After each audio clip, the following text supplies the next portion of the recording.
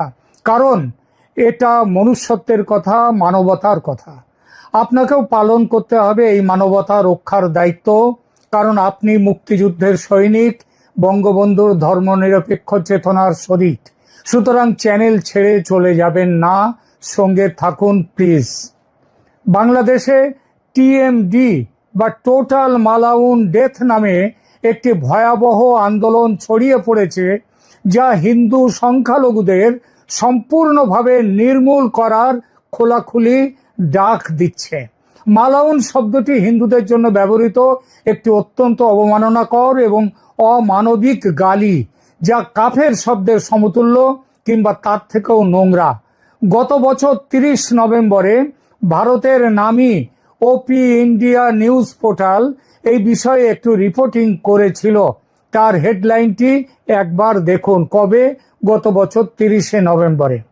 দেখুন সেটা, দেখুন লেখা আছে, make genocide calls against Hindus with religious slurs trend #TMD or total Malaun death on SM, মানে সোশ্যাল মিডিয়া প্ল্যাটফর্ম। মানে সোশ্যাল মিডিয়া প্ল্যাটফর্মে হিন্দুদেরকে গণহত্যার, তাদেরকে পুরোপুরি হত্যা করার ডাক দেয়া হচ্ছে একটি টিএমডি হ্যাশট্যাগ এই জায়গা থেকে, এবং এটা আপনারা দেখতে পারেন। শেখ হাসিনা সরকারের পতন আগস্ট মাসে, আর তার 3 মাসের মধ্যেই শুরু হয়েছে হিন্দু হত্যা করা অভিযান। গত বছর শুরু হয়েছে বটে, তবে গত কয়েক মাসে ফেসবুক এবং এক্স প্ল্যাটফর্মে ব্যাপকভাবে শুরু হয়েছে এই অভিযান। 2 লক্ষাধিক পোস্ট করা হয়েছে টিএমডি হ্যাশট্যাগ দিয়ে, যেখানে প্রকাশ্যে হিন্দুদের হত্যা এবং নিশ্চিহ্ন করার আহ্বান জানানো হচ্ছে। কয়েকটা নমুনা দেখুন কি ধরনের পোস্ট সেখানে দেয়া যাচ্ছে। আমি বলছি, আপনারা পর্দায় দেখুন একটি একটি করে। মাজহারুল সাজিব ইসলাম নামে একজন, তিনি ফেসবুক পোস্ট দিয়েছেন, সাম্প্রদায়িক সম্প্রীতি বজায় রাখতে টিএমডি করুন টোটাল মিষ্টি ডিস্ট্রিবিউশন। মানে হিন্দুদেরকে পুরোপুরি মেলে ফেলুন, কিসের জন্যে? সাম্প্রদায়িক সম্প্রীতি রাখতে। এবং তারপরে কি হবে? টোটাল মিষ্টি ডিস্ট্রিবিউশন, মানে মিষ্টি দেয়া হবে, তারপর মিষ্টি খাওয়ানো হবে সবাইকে। নাফিস রায়হান নামে আর একজনের পোস্ট দেখুন, তিনি লিখছেন, এটাও ফেসবুকে, আপনার নিকটবর্তী ইসকন বন্ধুটির শিরশ্ছেদ করে দিন, নিজে নিরাপদ থাকুন, দেশকেও নিরাপদ রাখুন। আর নিশ্চয়ই বলে বোঝাতে হবে না। এরপরে দেখুন 3 নম্বর, সালমান ফার্সি নামের একজনের পোস্টে লেখা, নিড অ্যানাদার নোয়াখালী, সঙ্গে একটি ছবি। আপনাদের হয়তো ভুলে যাননি, অনেকেরই মনে আছে 1946 সালে 1946-এর কোজাগরী লক্ষ্মী পুজোর রাতে কি ঘটেছিল নোয়াখালীতে। সেই কথাটা মনে করে ছোড়া হাতে 2 ঘাতক একটা ছবি দিয়েছে, আবার নোয়াখালী করার ডাক দিয়ে। তিনি বলেছেন কি, নিড অ্যানাদার নোয়াখালী। সাব্বির হোসেন নামে আর একজন ছবি দিয়েছে দেখুন, সঙ্গে ক্যাপশন, মালাউন খেদাও দেশ বাঁচাও। এটি শুধুমাত্র সোশ্যাল মিডিয়ার বাক স্বাধীনতা নয়, এটি গণহত্যার পূর্বাভাস। ইতিহাস আমাদের শিখিয়েছে যে রুয়ান্ডা এবং অন্যান্য সব দেশের সব গণহত্যার আগে ঠিক এভাবেই সোশ্যাল মিডিয়া ব্যবহার করে ঘৃণা ছড়ানো হয়েছিল এবং সহিংসতার জন্য জনগণকে উস্কে দেয়া হয়েছিল। সবচেয়ে আশ্চর্যজনক বিষয় হলো, এবং আশঙ্কাজনকও, সেটা হলো মোহাম্মদ ইউনূসের নেতৃত্বাধীন অন্তর্বর্তীকালীন সরকার এই সহিংসতা রোধে কোনো কার্যকর পদক্ষেপ নিচ্ছে না, বরং বারবার তারা এই হামলাগুলোকে নকল খবর বলে দাবি করছেন এবং ভারতের উপর দোষারোপ করছেন যে ভারত মিথ্যে কথা বলছে। 2024-এর আগস্টে শেখ হাসিনা সরকারের পতনের পর থেকে 2025 সালের মাঝামাঝি পর্যন্ত বাংলাদেশ হিন্দু বৌদ্ধ খ্রিস্টান ঐক্য পরিষদের তথ্য অনুযায়ী 2442টি সাম্প্রদায়িক সহিংসতার ঘটনা ঘটেছে। এর মধ্যে রয়েছে হত্যা, নির্বিচার গণধর্ষণ, মন্দিরে হামলা, বাড়িঘর লুটপাট এবং ভাঙচুর। শুধুমাত্র 2025 সালের প্রথম 6 মাসে 258টি ঘটনা ঘটেছে। তার মধ্যে 27টি হত্যা, এটা সংখ্যালঘুদের, এবং 59টি উপাসনালয়ে মন্দিরে হামলা হয়েছে। ইউনাইটেড নেশনস হিউম্যান রাইটস তার অফিসের প্রতিবেদন অনুযায়ী এই সহিংসতা ধর্মীয় এবং জাতিগত বৈষম্য, ধর্মীয় প্রতিশোধ গ্রহণের ফল। এই সহিংসতার পেছনে একটি সুনিশ্চিত রাজনৈতিক এজেন্ডা রয়েছে। জামায়াতে ইসলামী এবং ন্যাশনাল সিটিজেন পার্টি তারা সমেত ইসলামী চরমপন্থী দলগুলো ভয়ঙ্কর শক্তি অর্জন করেছে।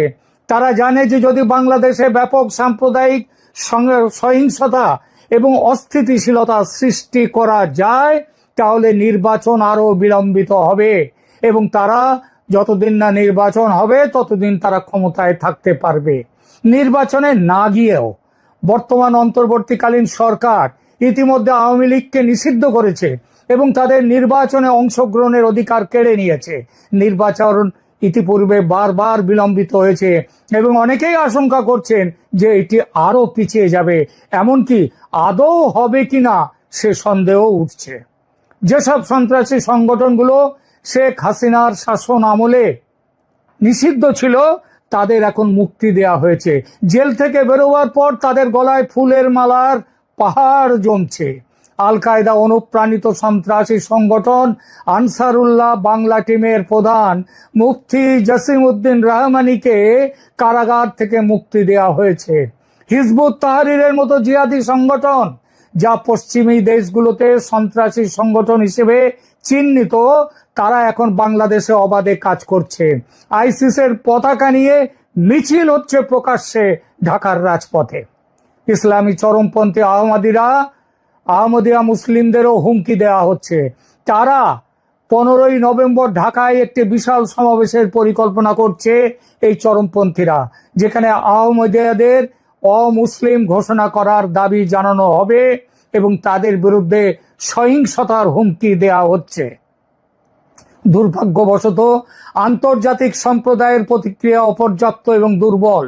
যুক্তরাষ্ট্র, যে নিজেকে মানবাধিকারের রক্ষক বলে দাবি করে, বাংলাদেশে হিন্দু সংখ্যালঘুদের ওপর হামলার ব্যাপারে তারা ভীষণভাবে নীরব। গত বছর ট্রাম্পের পূর্বসূরি প্রেসিডেন্ট বাইডেন, তিনি যখন ক্ষমতায় ছিলেন এবং তার সঙ্গে প্রধানমন্ত্রী মোদির মধ্যে আলোচনায় উঠেছিল বাংলাদেশ, কিন্তু রিড আউট থেকে বাংলাদেশ এবং হিন্দুদের বিরুদ্ধে নৃশংসতার উল্লেখ বাদ দেওয়া হয়েছিল। কে করেছিলেন? আমেরিকার পূর্বতন প্রেসিডেন্ট জো বাইডেন। জাতিসংঘের মানবাধিকার প্রধান ভালকার টার্ক, তিনি সংখ্যালঘুদের বিরুদ্ধে চলমান সহিংসতার বিরুদ্ধে শক্তিশালী পদক্ষেপ নেয়ার ব্যাপারে মুখে লিউকোপ্লাস্ট লাগিয়ে আছেন। ভারতের পররাষ্ট্রমন্ত্রী এস জয়শঙ্কর জানিয়েছেন যে 2024 সালে মোট 2400টি ঘটনা এবং 2025 সালের মার্চ পর্যন্ত এই 3 মাসে জানুয়ারি, ফেব্রুয়ারি, মার্চে 72টি ঘটনা রিপোর্ট করা হয়েছে।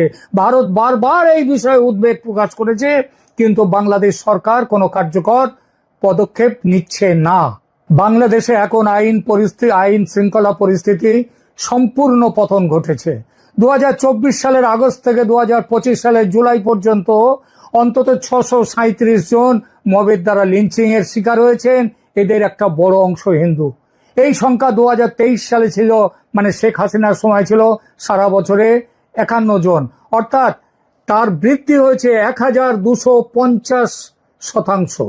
রংপুরে 2 হিন্দু ভক্ত রূপলাল দাস এবং প্রদীপ দাসকে প্রকাশ্যে লিঞ্চিং করা হয়েছে। প্রতি মাসে নদী থেকে গড়ে 43টি মৃতদেহ উদ্ধার করা হচ্ছে, যার 30% অশনাক্ত থাকছে। সাংবাদিক বিভুরঞ্জন সরকারের মরদেহ পাওয়া যায় মেঘনা নদীতে। অফিসে যাওয়ার পথে নিখোঁজ হন তিনি।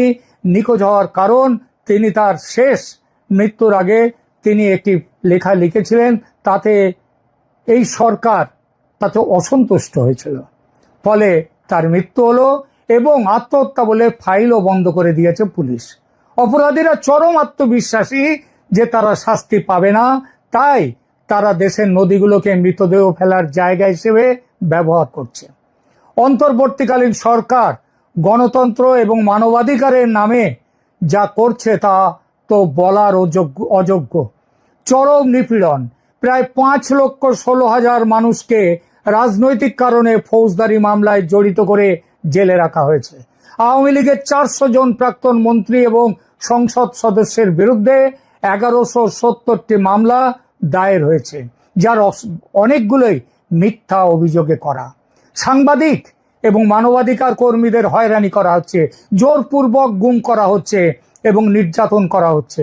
মুক্তিযুদ্ধ বিষয়ক একটি আলোচনা সভায় অংশগ্রহণ করার অপরাধে মজহারুল আলম পান্নাকে গ্রেপ্তার করা হয়। তার সঙ্গে আব্দুল লতিফ সিদ্দিকী, শেখ হাফিজুর রহমান এদেরও গ্রেপ্তার করা হয়। এছাড়া আবু আলম সাইদ খান, নাজমুল হাসান কালিমুল্লাহ সহ উল্লেখযোগ্য রাজনীতিবিদ ও রাজনীতির বিশ্লেষকরা 2025 সালে গ্রেপ্তার হয়েছেন। এদের সবার বিরুদ্ধে অ্যান্টি টেররিজম অ্যাক্টে মামলা দেওয়া হয়েছে। সন্ন্যাসী চিন্ময় কৃষ্ণের বিরুদ্ধেও একই ধারায় মামলা, বাড়তি আছে সেডিশন অ্যাক্টের ধারা। এখনো সবাই জেলে। এই প্রেক্ষিতে আমাদের কি কিছু করার নেই? আমাদের কি কিছু করা উচিত আছে? প্রথমত, আমাদের এই টিএমডি আন্দোলন এবং হিন্দু সংখ্যালঘুদের বিরুদ্ধে সহিংসতাকে প্রকাশ্যে নিন্দা করতে হবে এবং সোচ্চার হতে হবে।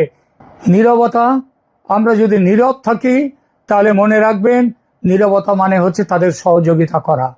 দ্বিতীয়ত, আমাদের আন্তর্জাতিক সম্প্রদায়, বিশেষত জাতিসংঘ, যুক্তরাষ্ট্র, ইউরোপীয় ইউনিয়ন এবং অন্যান্য গণতান্ত্রিক দেশগুলোর কাছে বাংলাদেশ সরকারের ওপর চাপ প্রয়োগের দাবি জানাতে হবে, আন্তর্জাতিকভাবে আন্দোলন গড়ে তুলতে হবে।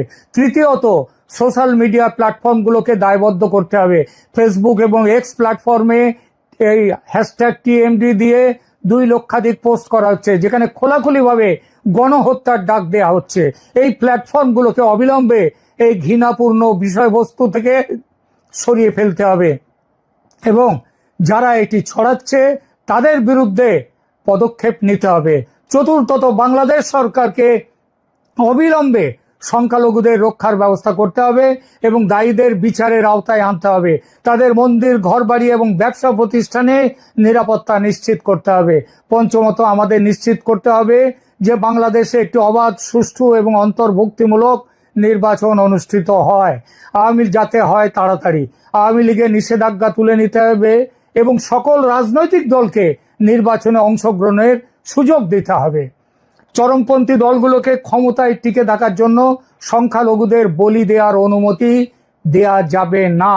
ষষ্ঠত, আমাদের বাংলাদেশের সাধারণ মুসলিম জনগণের কাছে আবেদন, যারা শান্তিতে বিশ্বাস করেন এবং সাম্প্রদায়িক সম্প্রীতিতে বিশ্বাস রাখেন, তারাই কিন্তু দেশের প্রকৃত সংখ্যাগরিষ্ঠ জনগণ, এবং যারা এই দাঙ্গা করে, জাতি দাঙ্গা করে, তারা কিন্তু অত্যন্ত সংখ্যালঘু।